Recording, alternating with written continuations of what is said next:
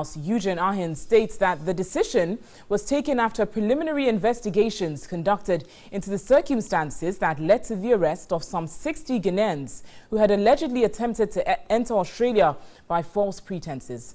The statement further reveals that President of the Ghana Olympic Committee, Ben Nonu Mensah, and some other officials who were with Ghana's team at the 2018 Commonwealth Games have been recalled from the Games to assist in investigations currently being undertaken by the Criminal Investigation Department of the Police Service.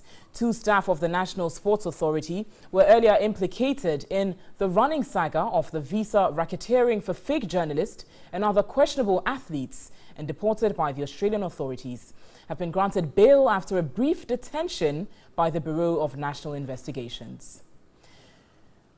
The 2 Hussein Akute Adi and Christine Ashley were detained by the BNI last Friday upon their arrival in Ghana from Australia and stayed in detention until Monday evening before being bailed.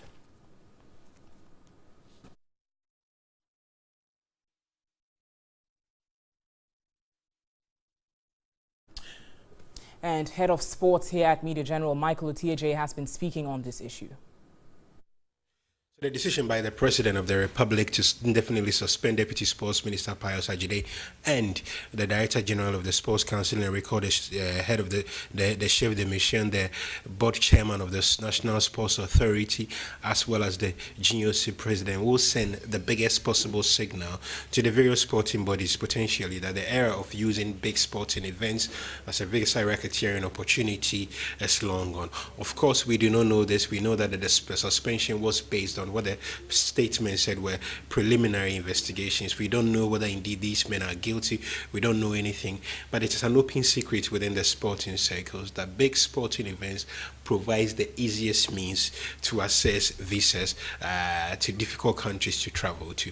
You would also understand from the number of journalists who supposedly express interest in covering this tournament, about 90, it seems that a lot of people find this an easier route to travel outside the country more than anything.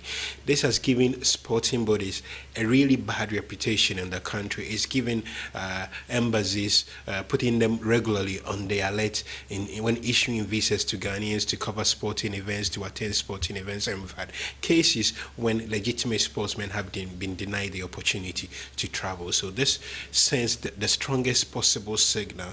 I have a feeling that more heads would roll based on everything that happened with the story. The next step will be to determine how many people were put into the list and how much the various heads of the various federations and how much the National Sports Authority knew about this. I have a feeling the number of big names who could be affected by this could rise up at the end of the day.